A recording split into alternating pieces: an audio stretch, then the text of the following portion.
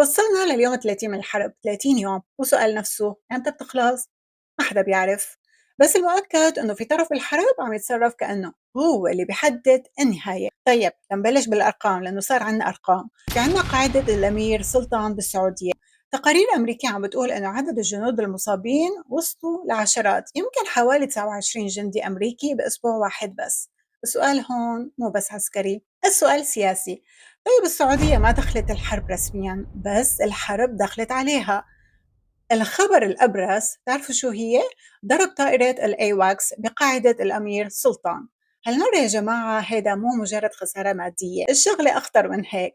إيران عم بتحاول تقول أنا بقدر خليكن عميان بالمنطقة. شو يعني؟ يعني نحن مقبلين على موجة هجمات ممكن تكون أدق وأقوى، لأنه الرادار الأمريكي اتلقى ضربة بتوجع.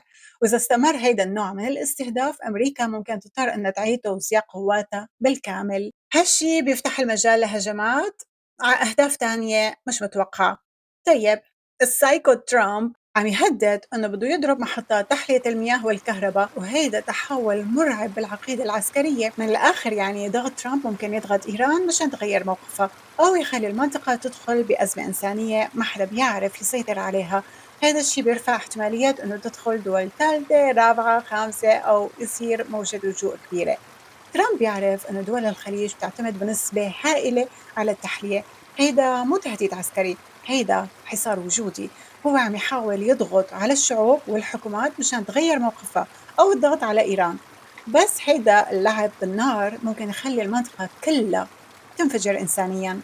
هون بيجي نداء الرئيس السيسي اليوم لترامب، اللي بيعكس حالة الضيق اللي عم يحسوها العرب. الرئيس السيسي وجه نداء قبل كم يوم، نداء مباشر وواضح لترامب. قال بالحرف ما في حد غيرك بيقدر يوقف الحرب بمنطقتنا والخليج.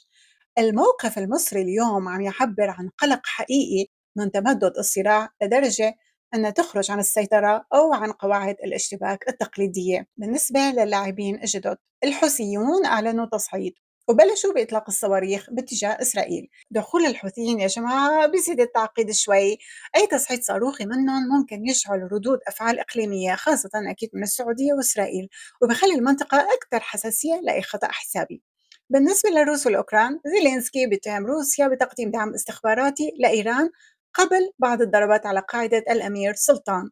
حتى لو الاتهام غير مؤكد بالكامل، بس التوقيت غريب شوي بيوحي أنه الصراع صار فعليا حرب بالوكالة. الاتهام الأوكراني لروسيا بتزويد إيران بصور أقمار صناعية لقاعدة الأمير سلطان أخذ أبعاد دولية اليوم. هذا بيعني أن الحرب ما عادت إقليمية، بل صارت تصفية حسابات عالمية بين القوى الكبرى. وين؟ على أرضنا.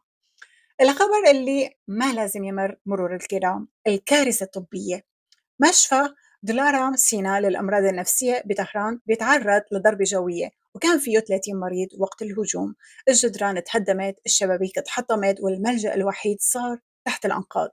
مصنع لإنتاج أدوية السرطان والتخدير كمان تعرض للضرب. المرضى صاروا أمام خطر مضاعف هيك. اتخيلوا، من وقت ما بلشت الحرب بفبراير 190 منشأة طبية انضربت، 17 مركز للصليب الأحمر، و100 سيارة إسعاف يا أما تدمرت أو تضررت. مسؤولة بالصليب الأحمر قالتها بصريح العبارة: هي ما مجرد سيارات، هي الأمل الوحيد للناس لما تنزل القنابل. طيب أخبار السيد ترامب شو؟ والبنزين بأمريكا اللي وصل ل4 دولارات للجالون اليوم شو أخباره؟ هون ندخل بمسرحية الكوميديا السوداء. أكبر مشكلة بتهز الإدارة الأمريكية حاليا هي أسعار الطاقة، لأنه مضيق هرمز تقريبا تسكر، وترامب قال للحلفاء الأوروبيين روحوا على هرمز وخذوا النفط بإيدكم. just take it.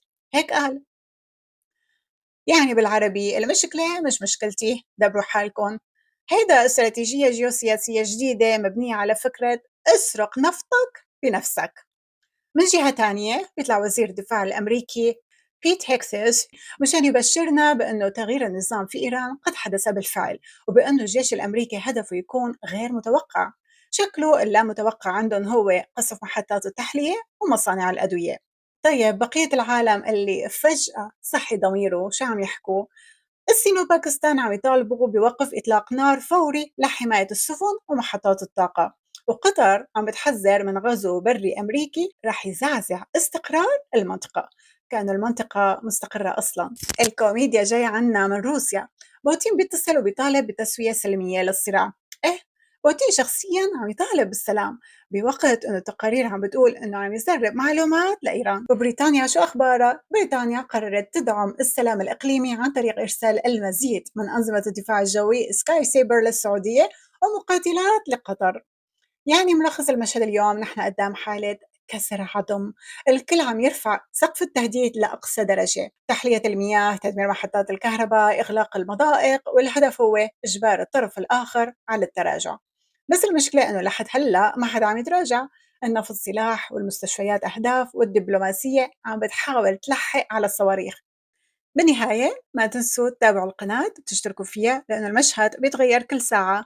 تصبحوا على خير أو على أمان. سلام.